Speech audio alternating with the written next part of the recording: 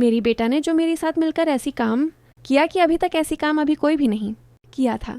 आज की कहानी अगर आप पूरी लास्ट एपिसोड लेते हैं तो आप अपने हाथ को नहीं रख पाएंगे और आपके कमरे से बाहर जाना ही पड़ जाएगा घूमने के लिए। नमस्कार दोस्तों, आप लोगों की स्वागत है पूजा भाभी की कहानी में। अगर आप लोगों की कहानी पसंद आती है तो प्लीज़ चैनल को सब्सक्राइब कर दीजिएगा। एक दिन की बात है जब मेरे पति किसी काम से बाहर गए हुए थे। उसे दिन घर में मैं और मेरा बेटा था जो कि अभी 8 साल होने वाला है।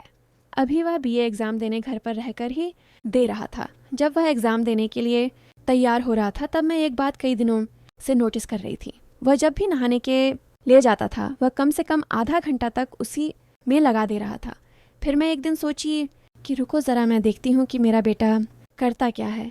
इतनी देर तक जब मेरा बेटा एक ही नहाने के लिए जा रहा था तभी कुछ देर बाद मैं पीछे की खिड़की से देखने के लिए चली जाती हूँ। जब मैं अच्छी तो मेरी रूह कांप गई। अगर मैं सच में पड़ गई कि मैं इसके लिए इतनी मेहनत कर रही हूँ और यह मेहनत पानी की तरह बहा देता है, भला कहाँ से इसकी शरीर मोटी होगी। तभी मैं घर के अंदर देखकर चली जाती हूँ। तभी उसके पापा फ़ोन कर कर बोलते हैं कि सुन रही हो, मैं आज घर पर नहीं आने वाला हूँ क्योंकि मुझे आज बहुत ज़्यादा काम करना है। इसलिए मैं बोली कि ठीक है जी। इतना कहकर वह फ़ोन रख देते हैं। तभी मेरा बेटा बाहर निकलता है और बोलता है कि मम्मी मेरी खाना लगा दो। तभी मैं बोलता हूँ कि आज मैं तेरी खाना नहीं लगाने वाली हूँ, तू खुद ही जाकर खा ले। तभी मेरा बेटा बोलता है कि मम्मी आप मेरे पर आज इतना गुस्सा क्यों कर रही हो। मैं बोली कि तू पहले एग्ज़ाम देकर घर पर है, उसके बाद मैं बताती हूँ कि मैं किस लिए तुझ पर गुस्सा हूँ। दिन भर में सोच में पड़ी रही और शाम भी हो गई। फिर कुछ देर बाद मेरा बेटा एग्ज़ाम देकर घर पर आ जाता है और वह अपने रूम में जाकर कपड़े चेंज करने लग जाता है। मैं चोरी छुपे उसे देख रही थी क्योंकि मैं जब से उसके कलम देखी तब से मेरी इच्छा और ज़्यादा काम करने की होने लग गई थी। फिर मैं अपने बेटे के कमरे में जाते हैं और बोलते हैं कि बेटा तुम जो नहाने के टाइम पर करते हो ना, आज मैंने देख लिया। तभी मेरा बेटा बोलता है कि अरे मम्मी इसलिए आप मुझको गुस्सा इतनी कर रही थी क्या? मैं बोल कि अब तुमको समझ में आ गया क्या? तभी मेरा बेटा बोलता है कि अरे मम्मी मैं आपसे क्या बताऊं, मुझे बिना कलाम ऐसे लिखे बिना के काम ही नहीं चलता है। मैं बोली कि अरे बेटा ये सब हर किसी के साथ होता है। तभी मेरा बेटा बोलता है कि मम्मी मुझे तो कुछ ज़्यादा ही होता है।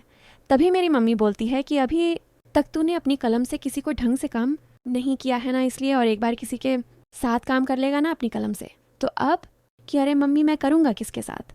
नहीं मेरी गर्लफ्रेंड है, नहीं मेरी अभी तक शादी हुई है। फिर मैं बोलता हूँ कि अरे बेटा तू चिंता मत कर। इतना खाकर मैं उसे खाना लाकर दे देता हूँ और बोलते होंगे चुपचाप खाकर सो जा और भगवान का नाम लेते रहो, सब ठीक हो जाएगा। फिर मैं रात में सोने के लिए चली जाती हूँ।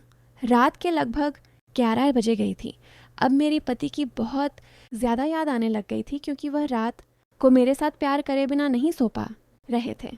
वह प्यार मुझे बहुत ज़्यादा उनकी यादें दिल रही थी और काम करने की इच्छा भी बहुत ज़्यादा होने लग गई थी। अब यह इच्छा मुझसे बर्दाश्त से बाहर जा रही थी। तभी मैं उठकर पानी पीने के लिए जा ही रही थी। तभी मैं देखती हूँ कि मेरा बेटा बाहर घूम रहा है। मैं बोलूँगी क्या हुआ है बेटा, इतनी रात को तुम बाहर क्यों घूम रहे हो? तभी मेरा बेटा बोलता है कि अरे मम्मी क्या करूँ, मुझसे बर्दाश्त नहीं हो रहा है, इसलिए मैं बाहर घूमने के लिए आया था। अब मैं पूरी तरह से समझ गई थी क्यों इधर ऐसे भी बर्दाश्त नहीं हो रही है और मुझे तो और बर्दाश्त नहीं हो रही है। फिर मैं बोलता हूँ कि ठीक है चल आजा कमरे में चलते हैं। कमरे में चलकर कुछ बातें करने लगा जाते हैं। तभी मैं बोलती हूँ कि बेटा तुम मेरे साथ काम करोगे क्या? मिलाकर मेरा बेटा बोलता है कि अरे मम्मी ये आप क्या बोल रही हो? मैं बोलने की अरे बेटा आज तुम मुझसे बर्दाश्त नहीं हो रही है और तुझे भी बहुत ज़रूरी है, इसलिए मैं तुमसे बोल रही हूँ और ये काम की बातें हम दोनों के बीच में रह जाएगी।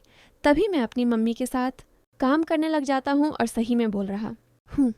यार एक बार काम करने के बाद ऐसा लग रहा था कि मैं कुछ दिनों के लिए तो मेरी काम करने की इच्छा ही गई है। मैं कभी नहीं सोचा था कि मुझे अपनी मम्मी के साथ ऐसे भी करने पड़ेगी। यह कहानी से हमें यह सीख मिलती है कि अगर आपकी कोई भी इच्छा हो तो अपनी माँ से ज़रूर बताना चाहिए। शायद वह इच्छा आपकी माँ ही पूरी कर दी जो कोई नहीं